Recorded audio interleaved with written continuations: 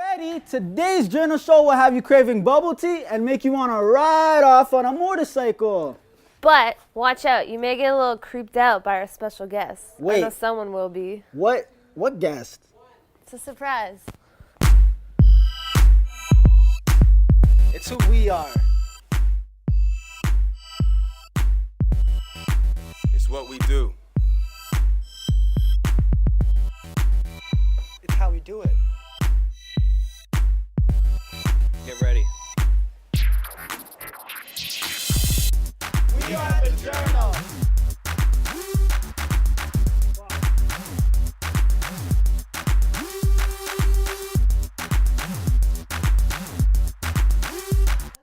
Yo, Becca, you look like the type of girl who loves off those mango smoothies. Am I right? You live that bubble tea lifestyle, don't you? Yeah, I love them all. I'm so addicted. Once you get a taste of the bubble tea, there's no going back. Ever had any? Absolutely. Well, I haven't, but I've always wanted to, though. Honestly, it's not even just about the taste, but you'll know what I'm talking about after you see this doc. Well, maybe after the show. If you tell me who that special guest is. Come on.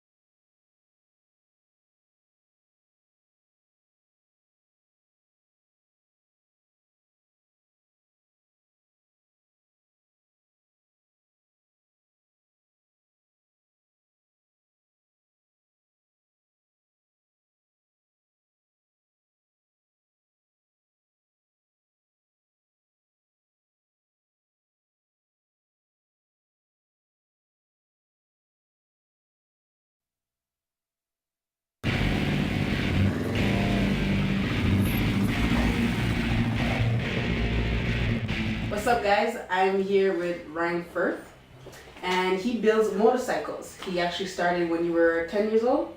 I started riding when I was 5, and I've been ripping apart motors since I was about 10 years old.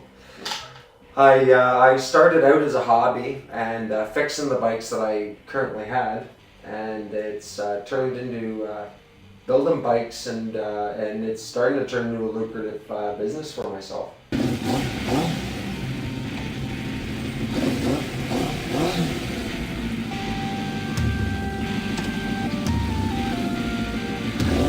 I've taken my hobby, which is working with motorcycles, and I'm trying to turn that into a lucrative enterprise for myself where I don't have to be using my back as much, more using my mind. I put myself back to school now, and I'm trying to get myself enough education together to be able to hang a shingle over my garage and call myself a motorcycle shop. Why motorcycles? Well, it's the freedom of being on two wheels. You know, like it's the closest thing to being a cowboy is being on a motorcycle, you know? Getting on the open road, feeling that, you know, it's just you and the wind on the road. You could be going the speed limit in a car, but you feel the speed limit. You feel it on a motorcycle? On a motorcycle. Right now I'm in the process of rebuilding a 1990 Honda CR250. I've got the engine completely ripped down. So what we're going to do is I'm going to put this in, and I have to do this very easily so it compresses itself back into the hole.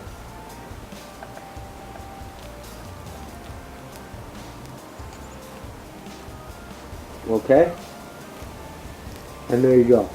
It's in there, and we got one on the other side. So now I have to just put the gasket on the bottom and put the head back on the top. Hello. Hey, what's up? How are you? Good, how are you? The gasket. Nice. How much was that? $7. Nice. Once this goes over, you can see it matches up all the factory mountings, because oil comes up under here and lubricates the bottom of the piston, and your gasoline's up here, and it ignites and gives you the bang that you need for your motion. I'll find a new project, and then I'll end up selling that old project and getting myself into a new project. But lately I've been this winter I've just been sitting around and trying to make as many finish as many projects as I can. And you're all self-taught, right? Like you Okay, didn't. yeah, I have not taken a course yet. No training Now at I'd like to take a course. Right. And I'm trying to break into that. Right. But I am self-taught. I'm at the point now where I can drop this bottom end into the bike. And I'd have to say, it's not the first time I've done this. My whole problem to doing this is having patience. Because things are expensive and easily broken. Right now I'm going to position this in the bottom.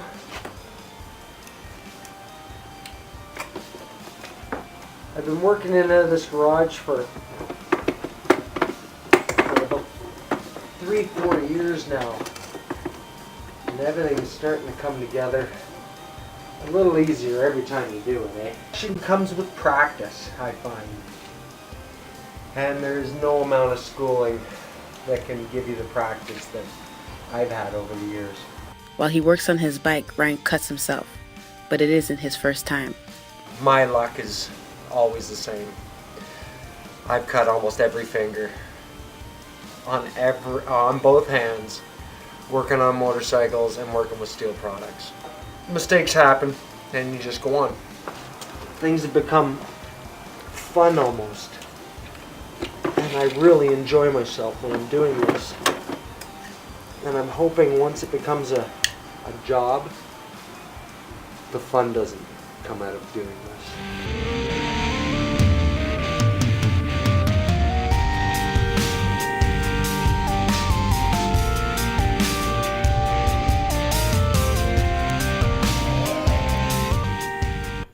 Oh my god, did you see the cut he got? I couldn't Stop even watch that. That's nonsense. He wasn't even hurt. Don't worry. He does this for a living. You can't be scared of a little blood. I mean, come on. I ain't scared of nothing. Ah, man! What is that? The special guest, Mikey. His name is Ka. He's so cute. Hold him.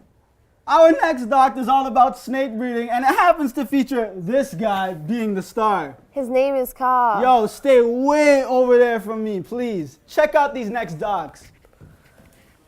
I want to. Is it on? That fine-looking gentleman is me. That guy that I'm holding in my hand, that's my buddy Ka. Kevin, didn't go scare mom with the call. As you can see, my mom isn't a fan. Ka's not your typical house pet. Ka's a ball python, and I've had him for 4 years now. Over the years, I've never really thought about where he came from. That is until I met Matt. By day, I'm a controls technician for ambient mechanical, designing building automation systems. At night and on the weekend, I breed boas and ball pythons.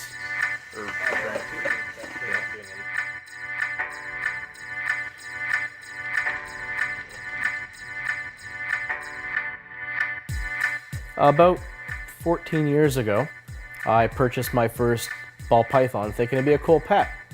And then time went on and I purchased another ball python.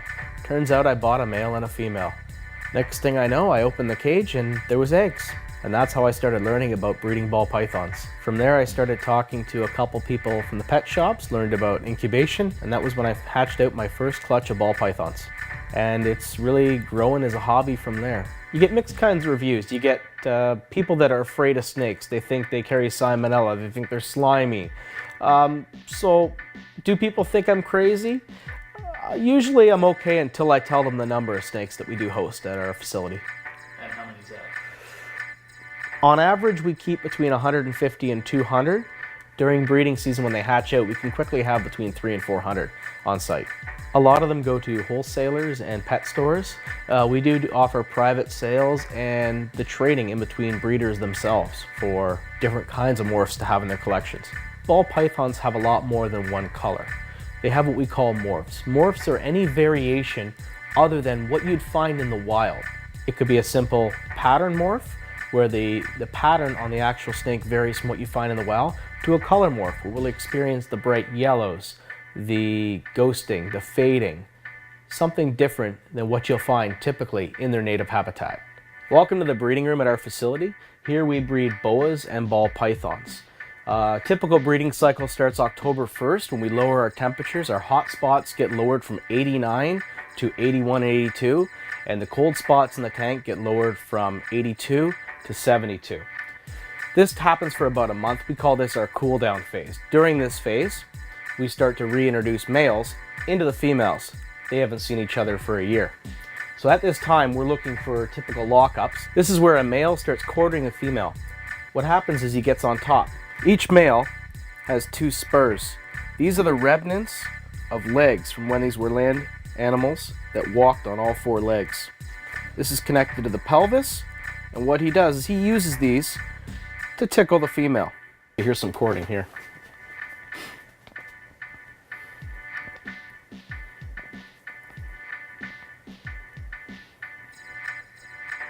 See how his tail's up? So he's actually stimulating her and dragging his glands. By doing this, this stimulates her into a lockup. This is where both snakes will lock their tails together so the reproductive organs can be introduced. Courting lasts for a number of months before the female is actually receptive and able to accept the male's sperm. At this time, the female will start to swell. This is when we start to reintroduce temperature into a room. Once the female starts to build or to ovulate, she gets a little bit pissy. Her size increases, she swells, and she starts to build follicles. A ball python typical clutch is anywhere between 6 and 8 eggs. I have had as many as 13. Once she builds, she will eventually ovulate. When she ovulates, those follicles will develop into eggs, which she will produce. This is our homemade incubator. It keeps the eggs between 89 and 90 degrees. The eggs stay in the incubator for 55 to 60 days, at which time they will begin to hatch. This is a clutch from a Mojave female to a lesser B male. So in this clutch we have a Mojave, a lesser pin, a spinner, and a pinstripe. So it is possible to have the individual genes produced in each offspring. Now you know a little bit more about where ball pythons come from. Maybe one day you can pick one up too and have as much fun as I do with Ka.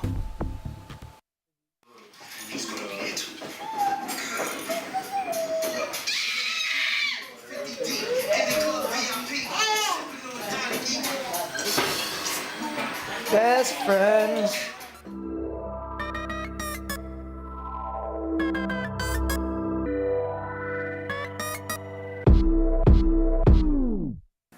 My name is Lucas de la Cruz. I'm 22 years old.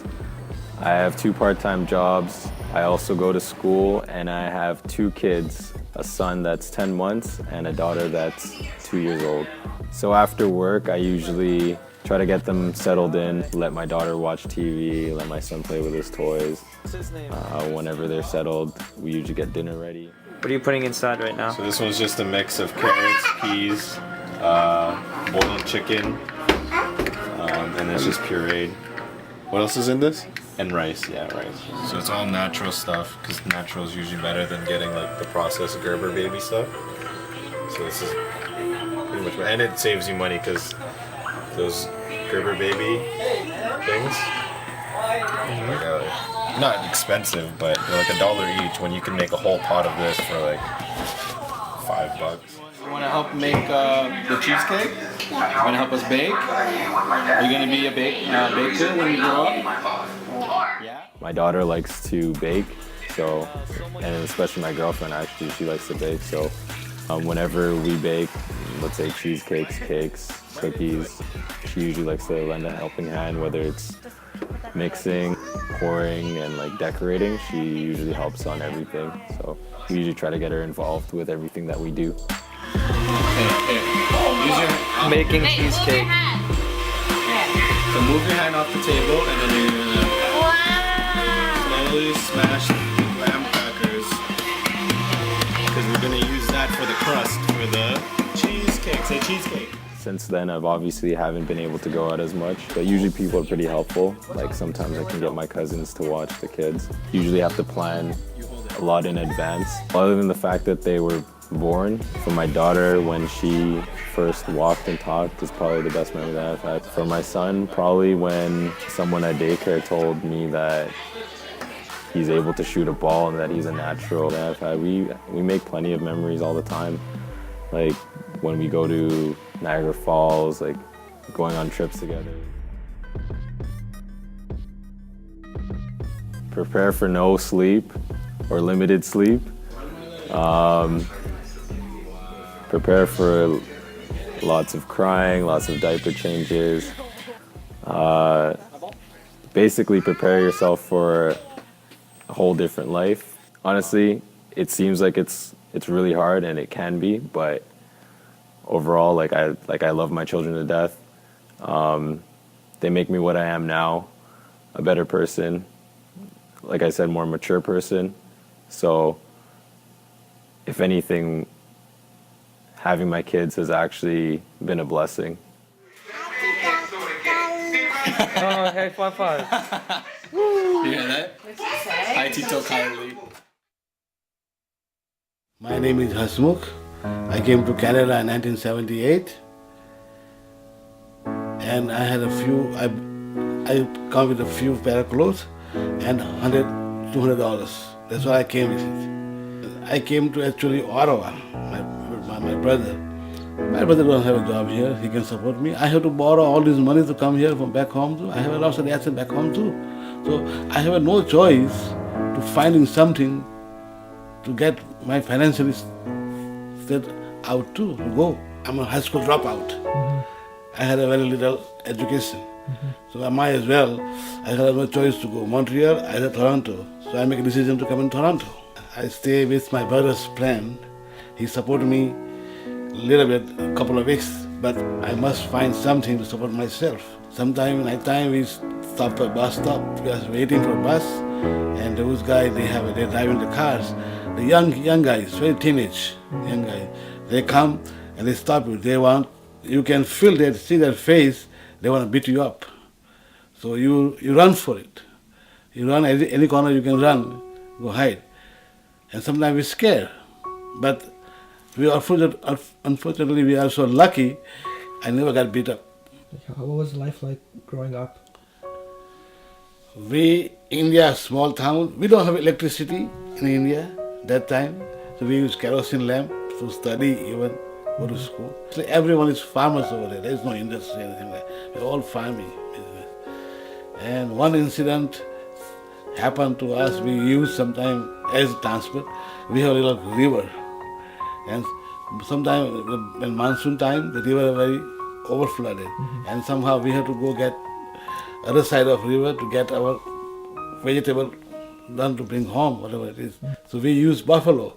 We use buffalo to cross river. How we do it? We use the whole tail of buffalo. Yeah. Buffalo swim and we just follow it across and then we go other side of river. It helps make us realize, or helps us realize, the amount of things that we take for granted in our lives every day, and it really helps put things into perspective in terms of who your parents are. And sometimes I think we forget that our parents are people, and so to see everything that they've gone through, it just makes them that much more real, I guess, to us, and helps us relate to them better, knowing that they've been through a lot of struggles growing up and getting to where they are right now. And it being a huge culture shock for Dad. Yeah. Like, there's nobody, he went from a small little village that's completely traditional to another westernized country that's very open with different things that probably in the village that they're not very open with, and or they hide behind doors about certain things, and I think I would have probably cried if I ever had to do that. I don't think I could ever do it alone. India I live because I heard this country like a very, very good life, better life than what we live. So I come here for better life, and I did success on my life. I have a very good life, very good future. I raise my 3 kids and everybody. I have a good job. I learn another trade. This is my third trade. And I had a study job for so long. I made my life very easy and successful life.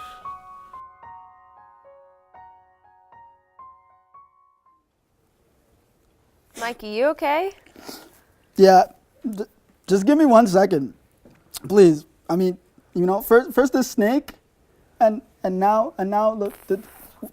Why do you have this thing near me? First of all, I can't function Pet like him. this. His name's Ka. He's a sweetheart. No, thank you. How does that father have time to do anything, Rebecca? I don't know, man. That's life, though. You gotta take care of your seed. I know, but there must be so much pressure on him, especially having to be a role model to his kids. Yeah, but that could be as simple as just making sure they have the best meal every day. Well, yeah, I guess you do got a point there. Our next doc may turn your stomach, but it'll definitely teach us all about eating disorders. We're going deep inside the minds of these ladies. And I'm always down to learn, so let's check it out. Get that away from me, Rebecca. Nope. Eating disorders are now the 3rd most common chronic illnesses in adolescent girls. 52% of girls have been dieting before the age of 14, and I am one of them. I was never really overweight according to my doctor. However, I did realize that I was bigger than most girls that I knew. When I was about 14 years old, I started dieting. When I reached 15, I did the unthinkable. I restricted my calorie intake to 500 calories a day, when I should have been eating 2,500 calories a day. This continued for about 4 years, until just a few months ago I decided that enough was enough, and I needed to stop this unhealthy habit and get better. Although I'm a lot happier and healthier with recovery, and my mood is a lot better, I still have a lot of unhealthy relationships with food. I have unsafe foods, and those include things like butter, cheese, simple carbs like pasta, and peanut butter. I hate peanut butter. I have what I call my safe foods, which include whole grains, anything green, and basically any vegetable. I also love apples and bananas. Not only is it my safe foods and my unsafe foods that make my relationship with food so unhealthy, it's the fact that I have specific times in the day where I do and do not eat, and I have specific things I eat at certain times of the day. For instance, I have to eat within 30 minutes of waking up, and if I don't, I get really anxious. I usually eat a protein and a carb, so I'll eat oatmeal, which has both protein and carbs in it, but good carbs, and then I'll have a glass of water and a banana with it. Getting better is kind of embarrassing in a sense, because I look in the mirror and I'm like, I look like a normal fucking girl, but I'm not okay. The 4 years that I struggled with my eating were the loneliest years of my life. I mean, that could have just been because I was in high school, but they were definitely pretty rough. I would isolate myself in my bedroom because I was scared to go out with my friends for fear that there might be food involved in whatever situation it comes across. There was a lot of times where I would be held back from doing certain things. Like I wouldn't go to my friends' place to go swimming. I wouldn't go to the beach with my friends because I was so self-conscious and my vision of myself was so corrupted that I actually was convinced that I was a 400-pound woman. There were times where I would go out with my friends and they would all be swimming at the beach and I would be on the shore in pants and a sweater because I was so embarrassed by the way that I looked. The road to recovery can be really hard and it can last between 2 and 7 years. One day I'm gonna be normal and I'm gonna be able to go on the beach with my friends and I'm not gonna worry about what I look like because I'll be okay and I really can't wait for that day. I know that one day I'm gonna find peace within myself and I'm gonna be better and I can't wait for that day to come.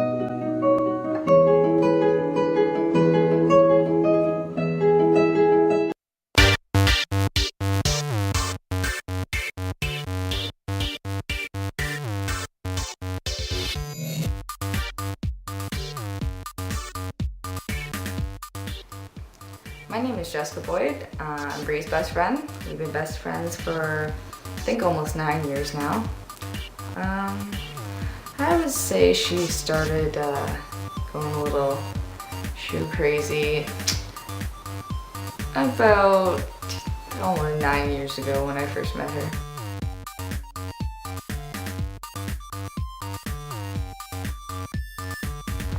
At first, I thought she was a little crazy.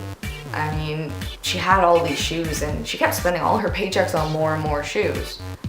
But then I started to try them on and saw the options with the outfits, so a lot of my paychecks go to that too, I guess now.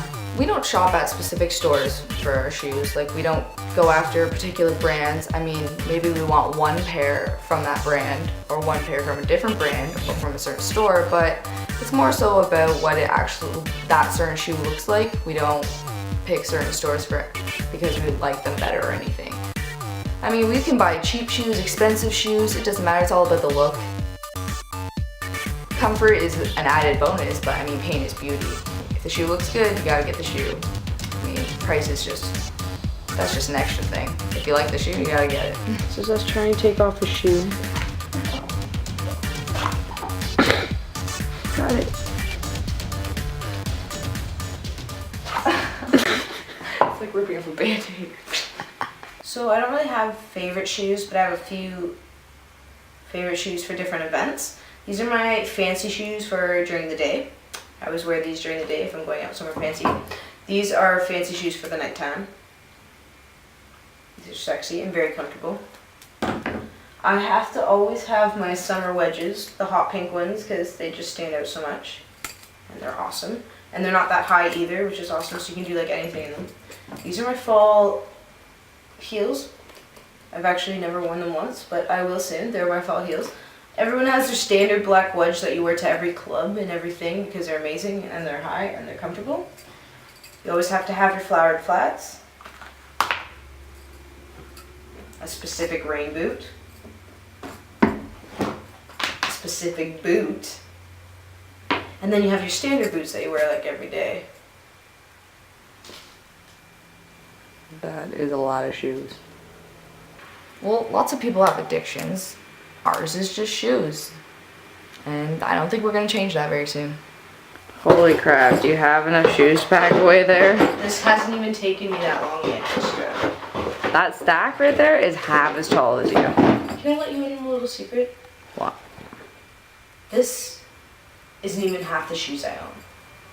You need help.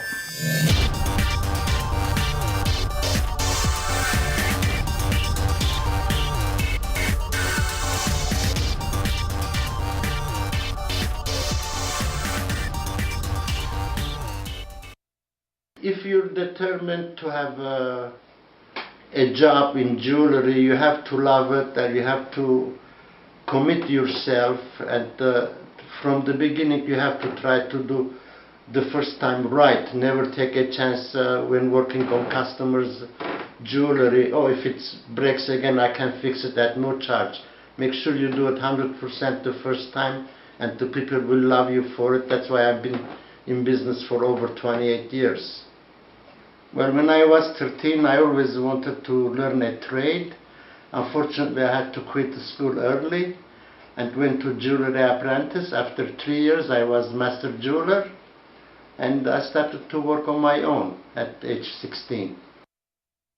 I rented a jewelry desk from somebody and started to work at home and produce stuff and sell it on the wholesale market to the stores. That's how I started everything. The retail store, I didn't have enough merchandise. I borrowed my wife's jewelry, my daughter's jewelry, and to have merchandise at the store. But when a customer came in, asked for those jewelry, I said, okay, I will get it for you tomorrow. These are just sample styles.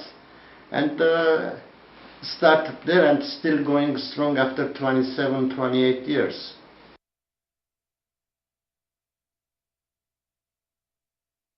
And there was a time in 1989 to 1993, I was teaching for students one-on-one, and they're all successful jewelers today. Now I don't do that anymore because I don't have the patience to go one-on-one, but still people can watch me when I'm doing their own expensive jewelry repairs. Sometimes customers sit right beside me to watch how am I doing it, and they like what I do, and I don't mind, I don't get nervous when they sit beside me watching me to do their repairs.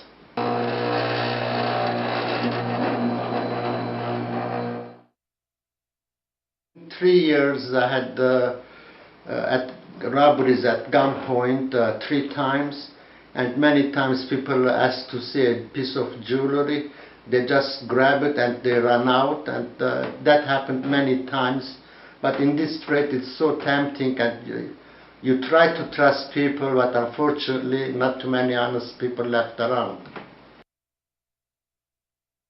Well, it depends. To make a ring from scratch, to make it the way it should be done, it takes 3 to 4 days minimum. If it's complicated, lots of stones going there, it takes about a week. Well, there are always those few of them that they're never satisfied no matter what I do. But on the other hand, I have customers move all over Ontario.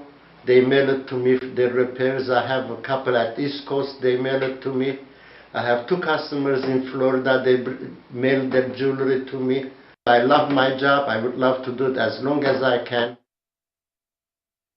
Yo, I learned so much from all of these docs today and every other show we had. Tell me about it. I'm starting to think I have a shoe obsession. Well, Rebecca, I can tell you about it because it starts right here. Oh my Look at these.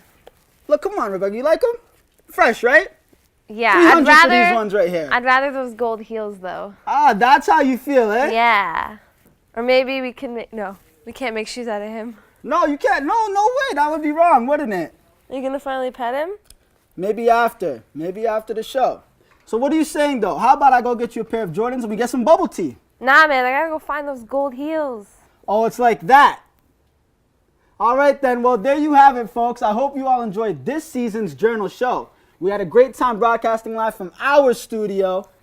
Make sure you check us out next season. New faces and new docs. That's right. Now until then, stay true and keep on smiling. Take it easy, y'all. Pet him. Just not pet. I think I'll pet him again. Oh. Other way, you have to go the other way.